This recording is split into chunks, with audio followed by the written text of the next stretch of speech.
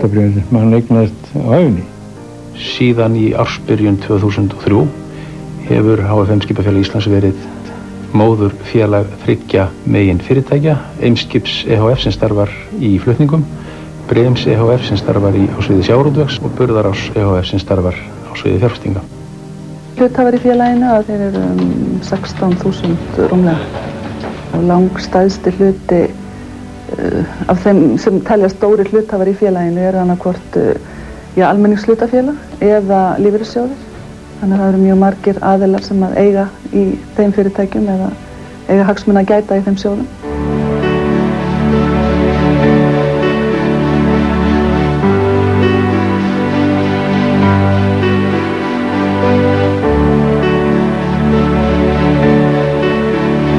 Í október 2003 urðu miklar breytingar á hluthafaskrá Eimskipafélagsins.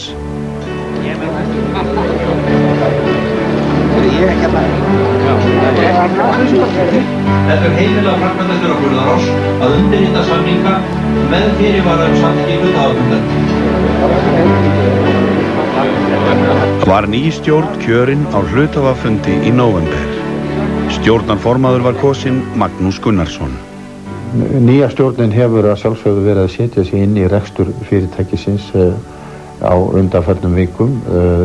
Þetta er feikilega viðamikill rekstur. Hér er fyrirtæki með 35 milljarða veltu og yfir 2000 starfsmenn í 3 mismunandi atvinnugreinum.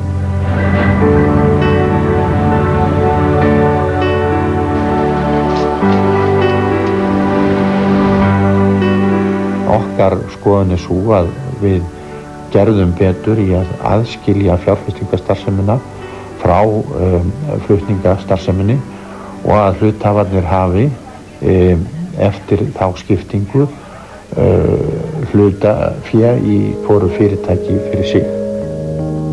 Fyrsta verk stjórnar vorið 1914 var að bjóða út smíði 2 nýrra skipa til vöru- og farþegaflutninga. Áttu skipin að vera 1200 og 1500 tonn að burðargetu. Danskar skipasmíðastöðvar unnu verkið. Framkvæmdastjóri félagsins var ráðinn Emil Nielsen, danskur skipstjóri sem var þaulkunnugur siglingum til Íslands. Minna skipið var sjósett í janúar 1915 og nefnt Gullfoss.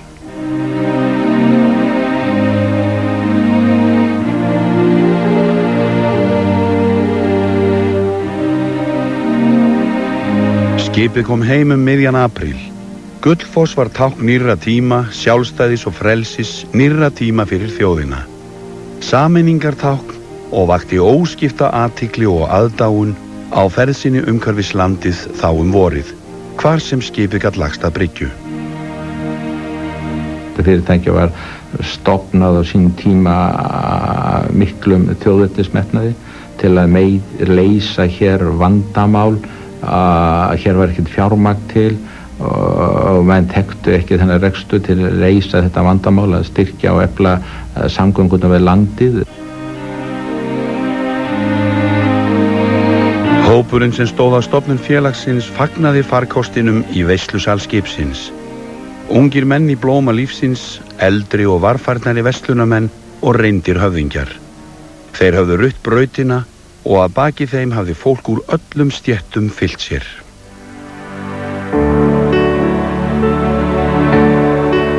Fyrstu skip félagsins voru gufuskip, bæði ætluð til flutninga á farþegum og vörum.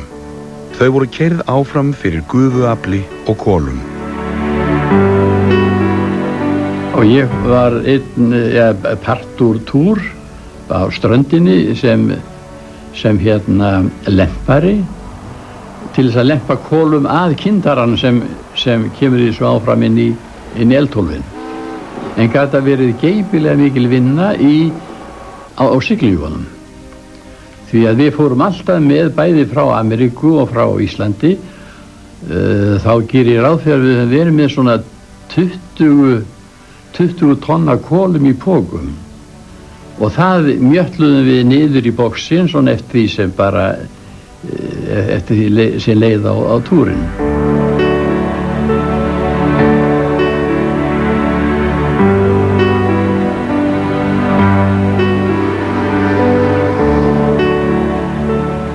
verið í því að vera frá því að reka 26 skip í það að reka 11 skip eins og við rekum í dag. Við rekum áætlunarkerfi sem spannar allt Norður-Atlantshafið, allt frá Atlantshafsströnd Kanada og Bandaríkjanna, Ísland, Færeyjar og Noreg, tengjum þetta svæði við Bretland og meginland Evrópu. Það er útflutningur á fiski og fiskafurðum sem er ráðandi og innflutningur á nánast öllu öðru. Við viljum flytja lengra, við viljum sjá forflutninginn og þar er þetta með mjög sterkt net innan Íslands með strandflutningaskipin okkar sem siglir kringum landi og pluss mjög góða þjónustu í landflutningum. Og við viljum líka ná lengra og við viljum sjá dreifingu og tollafgreiðslur inn í Evrópu, Ameríku og lengra. Við sjáum mikla flutningar til Asíu. Félagið reisti sér stórhýsi næstum ofan í fjörunu í Reykjavík eins og hún var þá. Eina glæsilegustu byggingu í bænum og var hún tekin í notkun sumarið 1921. Forusta félagsins lét til sín taka á fleiri sviðum og átti þátt í stofnun Flugfélags Íslands 1919. Nýr ferðamáti í lofti heillaði menn. Félagið hefur allar götur síðan stutt flugið með ráðum og dáð og eignaðist snemma stóran hlut í flugfélaginu og síðar flugleiðum.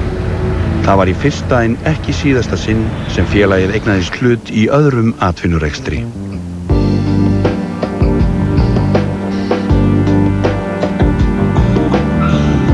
Burðarás er stofnaður 1989 og hann tekur þá í rauninni yfir þær fjárfestingar sem að Eimskip var með í starfsemi ótengdri flutningastarfsemi. Í rauninni að þá höfum við alltaf lagt áherslu á Ísland og íslenskt atvinnulíf. Þarna var að ræða stóran hlut í flugleiðum. Svo voru þarna eignarhlutir í 2 bönkum, það var að segja Verslunarbankanum og Iðnaðarbankanum. Þessir bankar voru síðar sameinaðir Útvegsbankanum og Alþýðubankanum og til varð Íslandsbanki. Þannig að það má segja að Eimskipafélagið hafi tekið þátt í þessari samruna þróun á bankamarkaðin. Það bætast við þarna eignarhlutir í Sjóvá, 10% hlutur í Sjóvá almennum tryggingum. Síðan kemur þarna inn stór eignarhlutur, nokkuð stór eignarhlutur í Marel sem eru auðvitað mjög áhugaverð eign í dag. Þátttaka okkar í Íslandssíma sem núna heitir og Vodafone, við tókum þátt í því að koma því fyrirtæki á legg.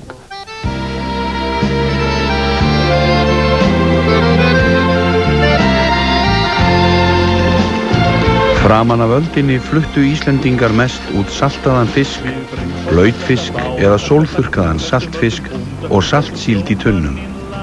Farið var að ísa fisk og frysta við frumstæðar aðstæður. 1927 eignast Íslendingar fyrsta sérsmíðaða kæliskipið, Brúarfoss, sem var búinn krönum til að auðvelda uppskipun úr kældum lestum fyrir flutning á fiski og kjöti. Sama ár tók félagið vélknúna dráttarvagna í notkun. Vélar voru að leysa handaflið úr erfiðum verkum. Hafnarstjórn reisti kolakrana og þá voru verkamenn við höfnina lausir við óþrifalega og slítandi vinnu við burð á kolapokum í skip. Þegar menn fóru frá vinnu að kvöldi þá höfðu þeir ekkert vist daginn eftir. Það voru ákveðin gengi sem höfðu ákveðin forgang sem alltaf byrjuðu, komist inn fyrst. En sem sagt að þegar engin vinna var við skipin, eða það var ekki skip í höfninni, þá voru menn alls ekkert á launaskrá. Svo það var ákveðlega stórt skref sem stíðu allir að farið að fastráða.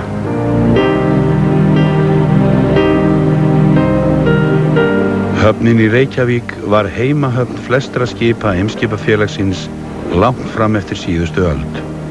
Hún var lifandi alla daga frá því í morgunsárið fram yfir miðnætti. Hann segja, höfnin hérna nefnir var alltaf öðru vísi og þú varst nánast inni í miðbænum og var mikið meira svona líf og fjör. Það var mikið unnið. Ég menn eftir 1 árið þá unnum við 50 sunnudag. Þetta var bara handavinna á þeim og erfiðisvinna. Það var einu sem þeir þekktu. Í þessari vinnu byrjaði maður að vinna þegar maður byrjaði að vinna. Puði og endaði þessi blessaða menn sem ykkur margir mjög slitnir farnir í baki eða fótum með eitthvað öðru.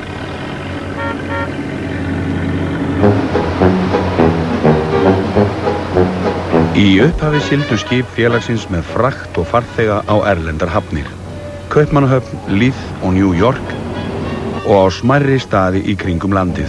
Ferðir á bílum eða flugvélum þekktust ekki. Farkostur Eimskipafélagsins skipti höfuðmáli í ferðum til og frá landinu og umhverfis það. Á þriðja áratugnum óx straumur erlendra ferðamanna til Íslands, en kreppan og heimstyrjöld drápu þann litla iðnað sem komin var á legg. Í stríðinum átti félagið þola bæði meðbyr og mótvind. Mikill hagnaður varð á flutningum félagsins til og frá Íslandi, en siglingar á stríðstímum voru hættuspil. Félagið misti 5 skip í stríðinu, 3 leiguskip og 2 af eigin skipum, Goðafoss og Dettifoss.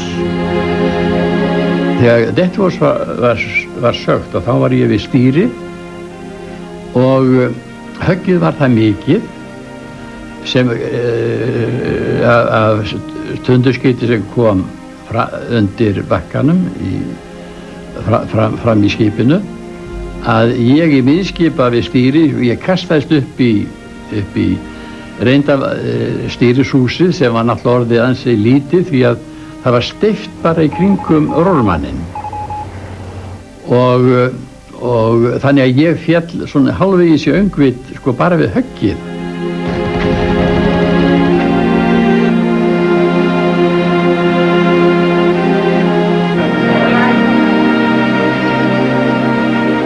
Mannskaði varð í 4 árásum Þjóðverja á skip félagsins. Alls fórust 96 menn, karlar, konur og börn, skipverjar, farþegar og skipreika menn sem bjargað hafði verið úr sjávarháska.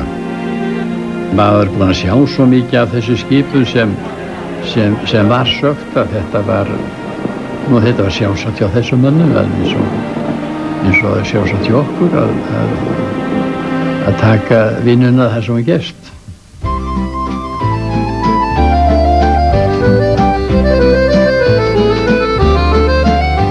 Félagið hefur verið mjög heppið með bara fólk og ekki mannskaða fyrir utan þetta stóru mannskaða í stríðsárunum sem að maður vill nú síst hugsa Alltaf í landlegum liður fljótt næturnar við leik í söng og skál.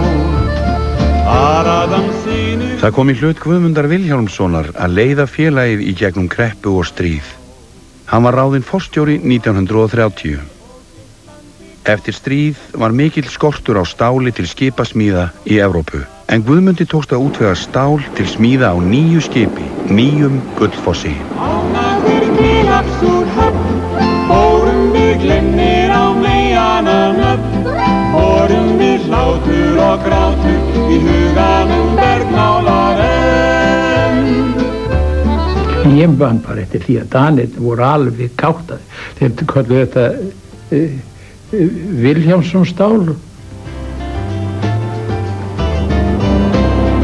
Nýja skipið var tilbúið vorið 1950. Hafið ei veldur geit, dýrlegt mér dáum það. Gullfoss var glæsilegt skip. 67 voru í áhöfn, en rými var fyrir 209 farþega. Skipið bar tæp 2000 tonn og var með stórt frystirými. Það var þjóðhátíð all landi þegar skipið kom til landsins. Floti skipa og flugvéla tók á móti því. Gullfoss með glæstum brag. Hvar sem skipið fór fagnaði almenningur nýju flaggskipi íslenska flotans með hátíðarhöldum. Gullfoss með glæstum brag, greiðir og spegna för. Margar kynslóðir Íslendinga tengdu ferðir til útlanda við einn farkost öðrum fremur, Gullfoss. Það var verið að flytja vörur og farþega saman í skipum og það var verið að sigla þessu sömu hafnir og vörurnar fóru til og flugið var ekki orðið jafn hagkvæmt og öflugt eins og það er í dag. Þannig að það var mjög eðlilegt að væru farþegaskip og þetta var notað í bland til afþreyingar og bara til að komast á milli staða. Síðan gerist það að það verður miklu hagkvæmara og betra fyrir þá sem vilja komast á milli staða að fljúga. Draumur manna frá árdögum flugsins höfðu ræst. Áætlunarflug yfir hafið var orðið hversdagslegt.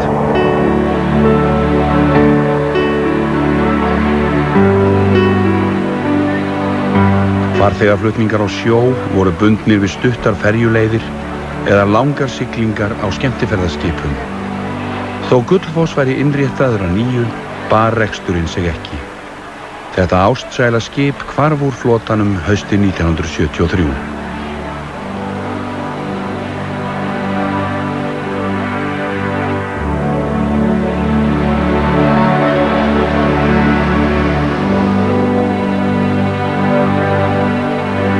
Komur erlendra ferðamanna til Íslands urðu til þess að Eimskipafélagið hefur þrisvar á liðinni öld látið kanna hugmyndir byggingu hótels í Reykjavík. Fyrst á 3. áratugnum þegar bygging á Hótel Borg var í undirbúningi, síðan árið 1946 og loks árið 1989 á svokölluðum Kveld-Úlfsreit við Skúlagötu.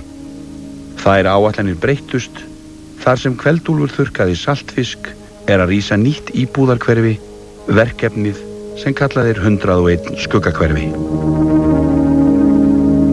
Þetta eru vandaðri íbúðir, þær eru í miðborg sem líka svolítið nýtt að byggja svona nálægt miðborg.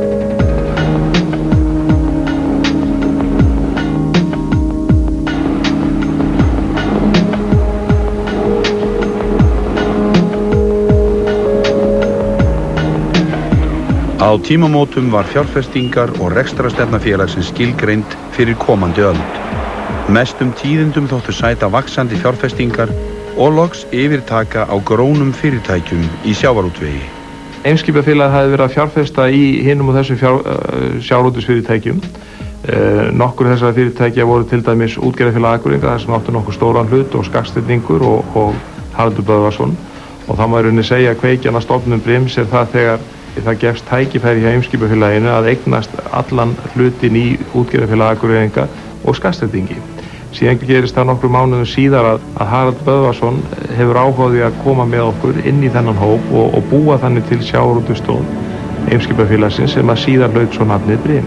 Í desember 2003 var síðan ákveðið að bjóða Brim, sjávarútvegsfélag Eimskipafélagsins, til sölu í hlutum eða heilu lagi.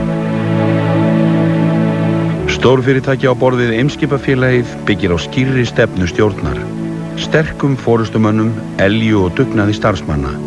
Framkvæmdastjórar og stjórnarformenn setja mestan svip á starfsemina hverju sinni.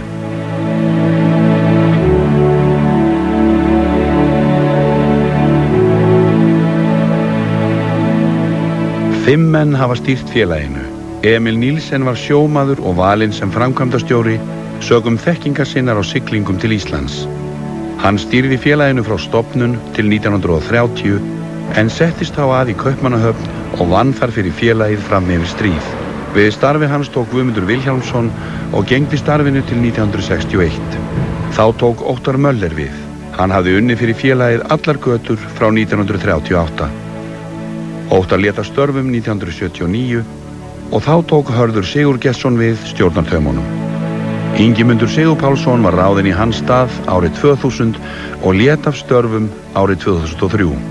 En viðfangsefnið var hér aðalega flutningar til og frá landinu, landi reynda líka, á sjó, kjölfarið á því komi hér nýja tegundur skipum, gámaskip og hérna ekjuskip og hér var heilmikil gámavæði.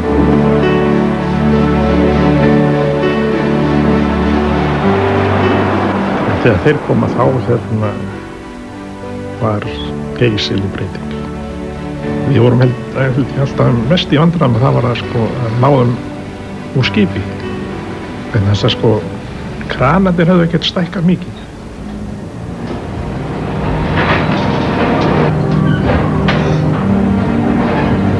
Það var mikið og gott gæfuspor þegar það var ákveðið að fara inn í Sundahöfn.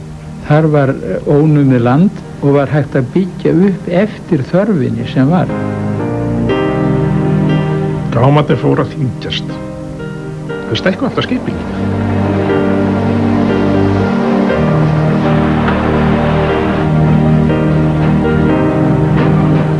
Gámavæðingin, hún gerði það verkum að nýting skipakossins gjörbreyttist. Hérna á árum áður, og þá ég að tala svona fyrir hluta síðustu aldar, að þá voru skip 70% sín tíma í höfn og 30% siglingu. Með gámavæðingunni þá breyttist þessi hlutvöld, þannig að skipin urðu 30% í höfn og 70% siglingu. Og menn fór að lesa flutningatölur og hagtölur og rekstratölur með allt öðrum hætti heldur að vera áður. Þegar við vorum búin að endurskipuleggja hér hluti, svona að koma annan skikk, vissum svona svolítið betur hvað við vorum að gera, ná sterkari stöðu á markaðum og þetta, þá fórum við að horfa til útlanda og sáum hvað útlendingarnir voru að gera fyrir okkur og oft var þetta nú ekki mjög merkilegt sem þeir voru að gera en voru að fá mikla greiðslu fyrir. Þannig að við taldum áhugavert að komast í þessa starfsemi erlendis, umboðsmennskuna.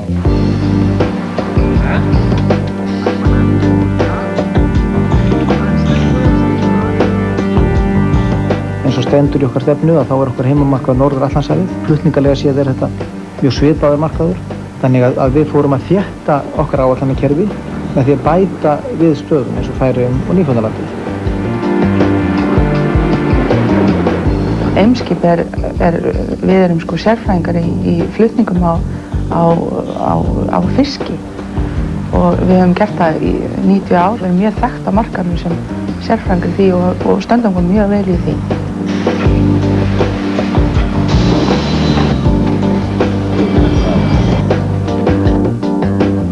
Á sama tíma þá fyrir við að byggja upp okkar starfsemi í Evrópu. Við erum stöðugt að kanna nýja markaði og kanna nýja leiðir.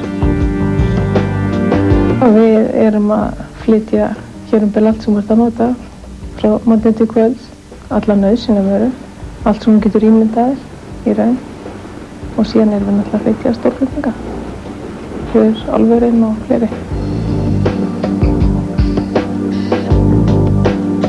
Flutningafyrirtæki eins og Eimskip, það félag sem að verður að vera arðsamt og það félag sem verður að vaxa.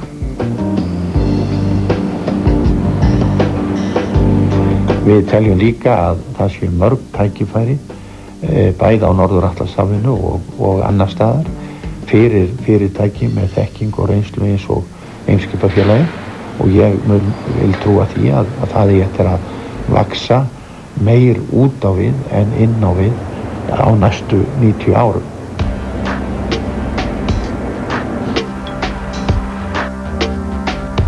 Í árdaga félagsins var skrifstofutækni frumstæð og hafði staðið í stað í 100 ára. Allt var fært með penna í bækur og á eyðublöð. Hægt og hægt fór skráning að vélvæðast, ritvélar og reiknivélar komust í brúk, en stóra stökkið kom ekki fyrr en með tölvubyltingunni. Þessi Apple II E-vél sem við vorum hérna með í hagdeildinni, það voru til á þeim tíma 2 PC-vélar hérna í fyrirtækinu. Og það bara var alveg nóg. Svo var bara stórtölva þar sem að menn notuðu hana dagstæðlega við bókhaldsstörf og aðra vinnu. En það voru ekkert skjáir að hverju borði. Það færist alltaf í auka að viðskiptavinir vilja nota netið og eiga kosta á verið þjónustunni, verið í sambandi við okkur 24 tíma sólarhring og þá nota þeir netið.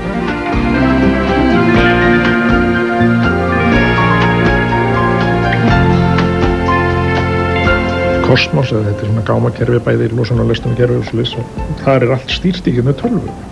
Við leiða við losungáminn í land að skrifarinn, hann bara með svona litla handtölvu, hann bara stimplar inn í númerið og fær upplýsingar, setur númer á bílum inn og sendir á bílinn, svo bara bíl í skilabóð hvert hann á að fara með. Þegar hann veit hvert hann á að fara, þá fer hann og þá fær lyftar hann maðurinn skilabóðum að taka hann og setja hann hann.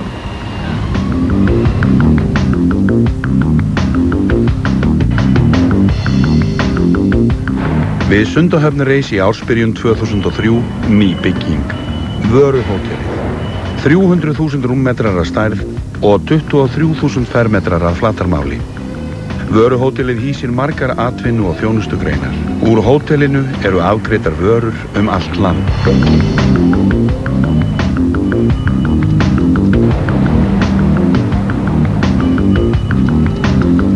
Þar hýsa innflytjendur og útflytjendur vörur sínar Starfsemin krefst öflugra tölvu og upplýsingakerfa, enda lagerhald fjölda fyrirtækja vistað í húsinu.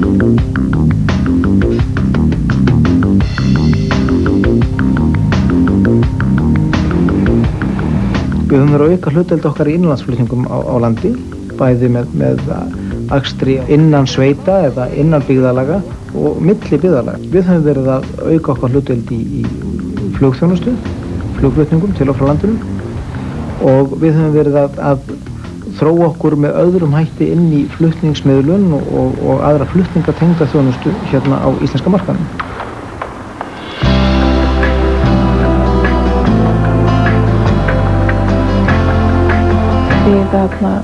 Við erum gamalt og rótgróið fyrirtæki, en það enn samt svona mikil líf í okkur og ofboðslega mikil þekking og við höfum allt til að bera til þess að geta blómstrað áfram. Það ennþá mín skoðun að samgöngur til og frá Íslandi eigi vera á íslenskum höndum. Eimskipafélagið eitt af öflugustu fyrirtækjum á Íslandi.